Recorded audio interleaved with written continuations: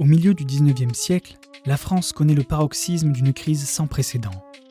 L'activité de l'homme a presque intégralement déboisé le territoire. L'agriculture, les guerres et l'industrie laissent un paysage déboisé et minéral presque inimaginable pour les hommes d'aujourd'hui. Il ne reste plus que 10% de territoire boisé contre 80% du temps de la Gaule. Les zones montagneuses sont particulièrement touchées. À la fin du petit âge glaciaire, vers 1850, de gigantesques crues torrentielles creusent le flanc des montagnes et viennent menacer les vallées et les plaines, détruisant les villages et coupant les voies de communication. Dans les montagnes des Hautes-Alpes, les forestiers font alors le lien entre la déforestation et les crues torrentielles. Il faut dompter les torrents, reboiser les pentes et stabiliser les sols. Leurs recherches font référence dans le pays. C'est le début d'une histoire incroyable et largement méconnue de nos jours, la course pour la restauration de la montagne. Ces grands travaux, portés par plusieurs générations d'hommes et de femmes, sont une immense réussite. À tel point que 2 siècles plus tard, les Français ont oublié, persuadés que leur majestueuse forêt se dresse fièrement depuis toujours. Cette reconquête est aussi porteuse d'un message inattendu pour les générations actuelles. Ce que l'homme a détruit, il est capable de le reconstruire.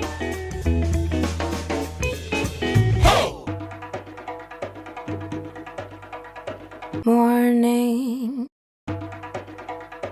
sweet sunshine, sleep free.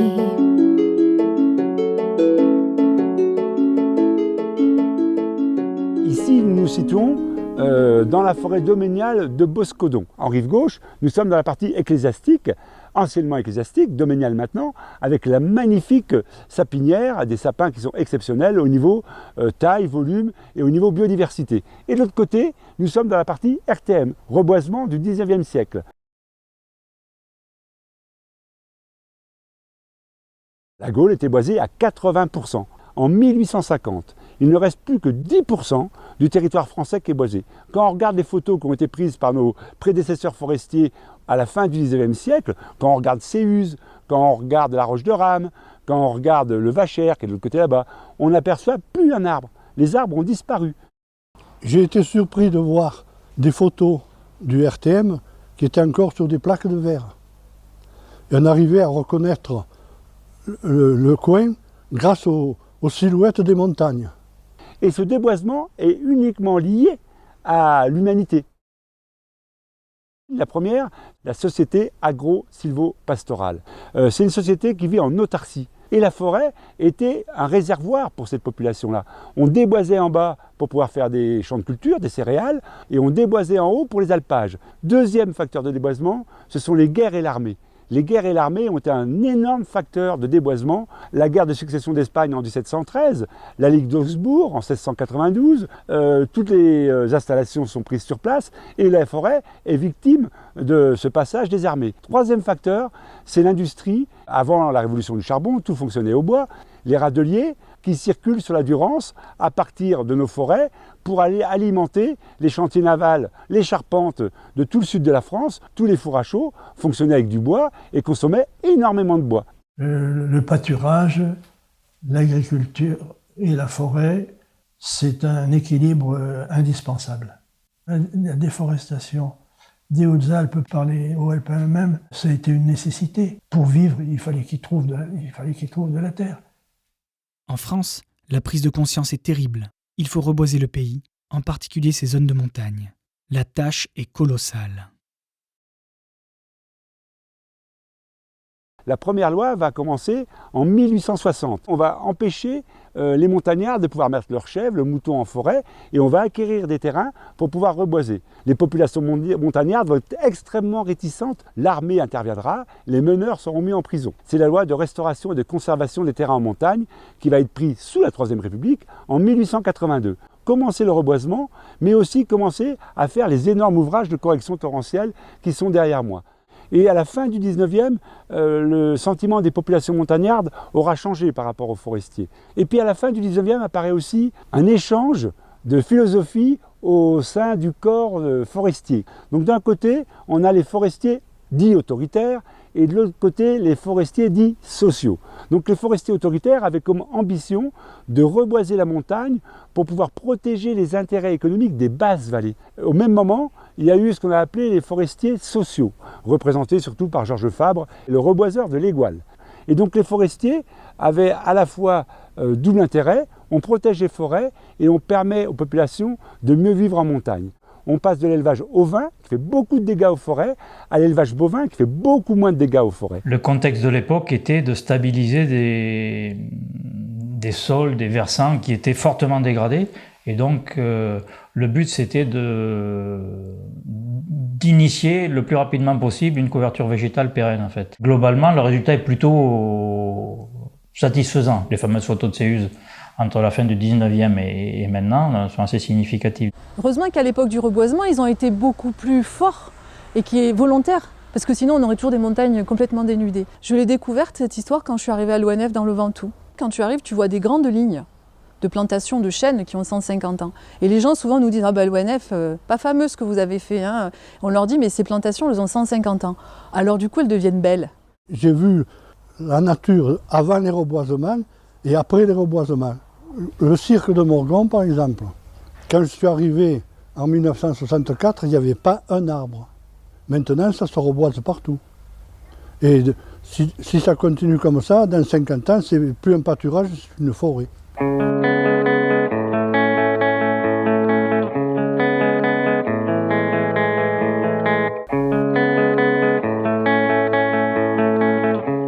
En faisant le lien entre la déforestation et les crues torrentielles, Alexandre Surel, un ingénieur à Embrun, initiera des recherches qui changeront le visage des montagnes de France.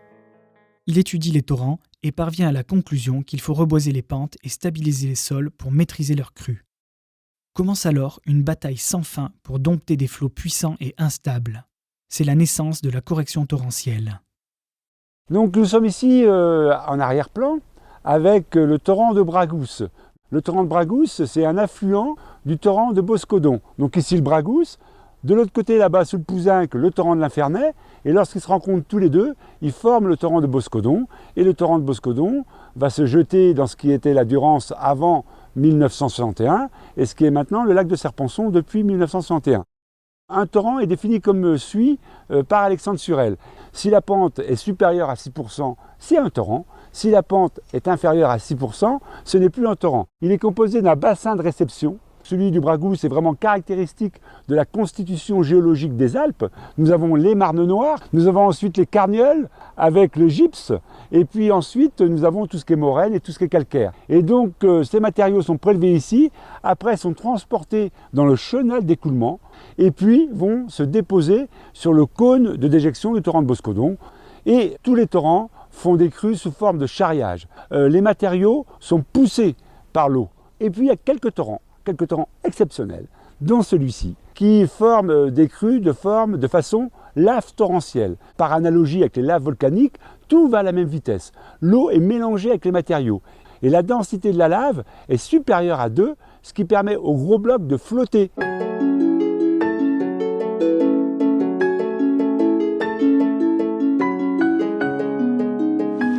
Là, nous sommes dans les gorges d'albâtre. Les gorges en albâtre, l'albâtre, c'est du gypse compressé.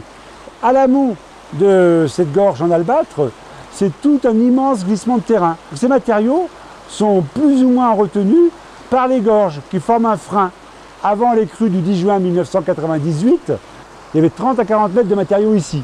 Et c'est la crue du 10 juin qui a tout enlevé les matériaux et les a transportés jusqu'au cône de déjection. Donc un risque naturel est la conjonction de deux éléments, un aléa, un enjeu. Alors l'aléa, lui, c'est le phénomène qui est ici, c'est la crue torrentielle. Ensuite, qu'est-ce qu'il y a en bas? On protège des enjeux. Les enjeux, c'est tout ce qui est lié aux sociétés humaines. Ce sont les voies de communication, ce sont les maisons, ce sont les zones artisanales. Tout ce qui est collectif, c'est l'enjeu. Et donc c'est toute cette conjonction-là qui fait qu'on arrive à une politique de prévention des risques naturels, soit par des ouvrages comme ça, soit aussi par des zonages.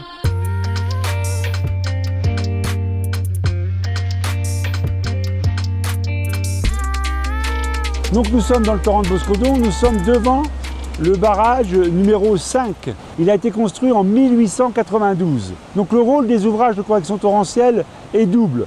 Donc au XIXe siècle, l'objectif était de caler le profil en long des torrents. C'est-à-dire qu'avec des ouvrages de génie civil, en maçonnerie, en bois ou en béton plus tard, l'objectif est vraiment d'empêcher que le torrent continue de creuser. Si le torrent continue de creuser, il met en instabilité les berges, les matériaux descendent et on ne peut pas reboiser. Les ouvrages sont faits pour retenir des matériaux. On appelle ça l'atterrissement. Le second rôle des ouvrages de correction torrentielle, c'est qu'il y a un stockage des matériaux sur l'atterrissement des ouvrages lors de la crue, à l'instant T. Historiquement, le seul accès qu'il y avait pour construire le barrage numéro 1, qui a été construit en 1898, c'était ce sentier-là. Après a été ouverte la piste pour construire les ouvrages béton qu'on va voir un peu plus bas. Et là, on voit bien les 3 ouvrages. Donc l'ancien barrage numéro 1 est à l'amont du nouveau barrage numéro 1, qui est le barrage le plus haut qu'on voit des 3. Donc ici, nous sommes sur la série des barrages numéro 2. Nous avons le barrage historique qui a été construit à la fin du 19e siècle et le contre-barrage de l'époque qui a été construit en 1935. Et le barrage historique, le barrage du 19e, on ne le voit quasiment plus. C'est un ouvrage qui fait 6,50 m de haut à la cuvette, là où passe l'eau. Ouh là là là là. Ben, la crue, elle est passée là. L'investissement en entretien ici est extrêmement important. L'entretien des ouvrages est primordial. Hein. Leur implantation, leur rôle est prédominant par rapport à la prévention des crues à l'aval. Donc là, nous sommes devant un ouvrage bois. Ce sont les ouvrages qui permettent d'utiliser des matériaux locaux. On part avec des troncs de mélèze et à l'intérieur, on met des pierres. En termes d'empreinte écologique, ce sont les ouvrages qui sont les moins pénalisants pour l'environnement. Il y a les endroits où le béton est nécessaire. Donc c'est au choix de l'expert de pouvoir faire la part des choses entre les ouvrages béton et les ouvrages bois. Le service RTM, Restauration des terrains en montagne, est un service spécialisé de l'Office national des forêts en France chargé de la prévention des risques naturels en montagne. Il s'occupe du reboisement, de la correction torrentielle et effectue des missions d'expertise technique pour l'État et les collectivités. Let's fall in love. To the sky. J'ai commencé aux eaux et forêts en 1964. Mon père était forestier en 1930 et quelques. Mon grand-père était forestier dans les années 1910-1920. Quand j'ai vu la sapinière de Bosquedon, tout de suite, ça a été le coup de foudre. J'ai dit, bon, je suis resté là et je n'ai jamais plus voulu en bouger. Pour moi, les collègues qui passaient au service RTM, ils passaient au service RTM après 40 ans. C'était un peu leur bâton de maréchal. Et je crois qu'aujourd'hui, je ne quitterai plus la RTM, sauf si on m'y contraint. Il y a toujours de la nouveauté. Un phénomène qui va se passer, un permis de construire.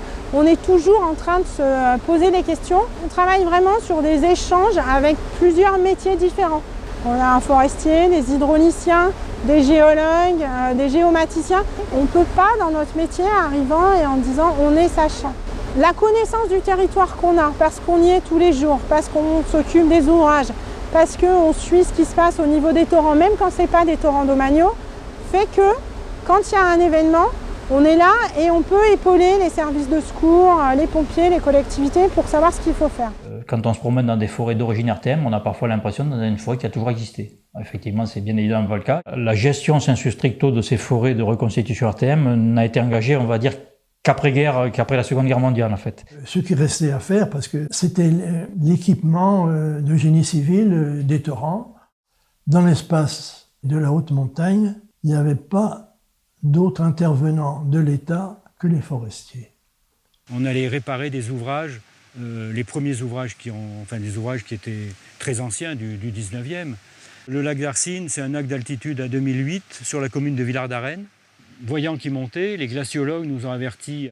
Donc on est parti en avril 87, en disant on va faire un exutoire, on va creuser un exutoire en dehors de la glace morte. Le service RTM avait son organisation de travaux manuels avec des équipes spéciales. J'ai passé 25 ans avec une équipe de 5 Marocains qui étaient arrivés à la Grave suite à une avalanche qui avait traversé une maison. Ils avaient déboisé le haut du téléphérique.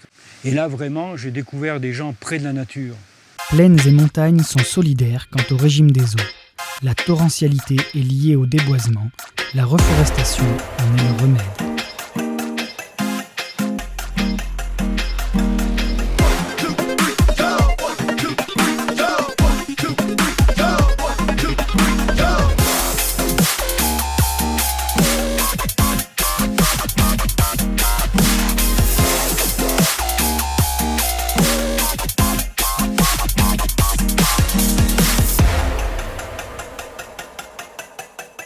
J'habite à Azro, au Maroc. J'ai arrivé à l'âge de 18 ans en France et j'étais dans la Savoie. On était 6, il y avait Rao, Bika, Larbi et Idriss, et Ben et moi, Saïd. On fait les banquettes, on fait les seuils et on fait les barrages. On est allé pour voir les Italiens qu'est-ce qu'ils font et après on a commencé à faire les fascines, à faire les barrages en bois et à faire les triangles, on a fait tout. Hein. C'est une fierté parce que regarde, quand on regarde les photos avant, il n'y avait pas un arbre, il n'y avait rien. Maintenant, regarde, c'est tout reboisé, c'est tout bien fait. Et ben, je suis heureux. Hein. Tu te rappelais qu'est-ce que vous plantiez comme essence? On avait planté de tout, des sapins, des pins crochets, des sylvestres, de tout. On était jeunes, ouais. Je crois qu'il est fondamental de mesurer le chemin parcouru, l'apport des forestiers, et ce, pour ne pas baisser la garde au moment où les risques naturels n'ont jamais été aussi prégnants, au moment où, par exemple, va se poser la question du renouvellement des forêts des séries RTM. Sur le long terme, il y a un équilibre forestier qui a un équilibre avec le climat et le contexte local. Les dynamiques forestières pourraient être très fortement perturbées. Il y aura une substitution progressive d'espèces. Il y a des démarches en cours avec des scénarios d'évolution climatique. L'ONF contribue à ces démarches-là par des transplantations de matériel génétique du sud vers le nord. Ça nécessite beaucoup d'humilité et de modestie que de dire je vais m'inspirer d'exemples qui ont été faits et qui ont marché parce que moi j'ai dégradé mon environnement et d'autres ont su faire mieux que moi. Les gens ne savent pas et quand on leur apprend ça, c'est marrant, il y a un avant et un après. Quand je vois ce qu'on a fait en 1860 en remontant les manches, je pense qu'on peut y arriver, il y a quand même des gens, des belles personnes partout. N'est-ce pas la tâche donnée à l'homme de féconder le sol de sa planète?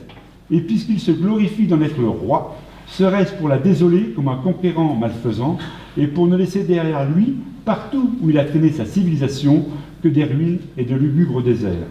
Et voilà quelle était la conclusion d'Alexandre Sorel, et la mienne sera: est-ce que c'est un acte prémonitoire, en ce cas-là on est pessimiste, ou c'est un acte optimiste, et moi je le suis, ce que l'homme a détruit, il est capable de le reconstruire.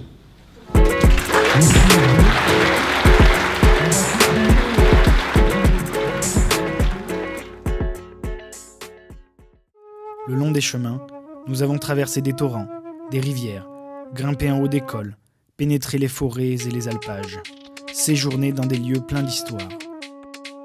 Parcourir ces montagnes, profiter de ces instants, trouver des lieux harmonieux et sillonner ces chemins que d'autres ont arpentés avant nous. Bien entendu, cela a nécessité un minimum d'effort, mais c'est bien là tout notre bonheur.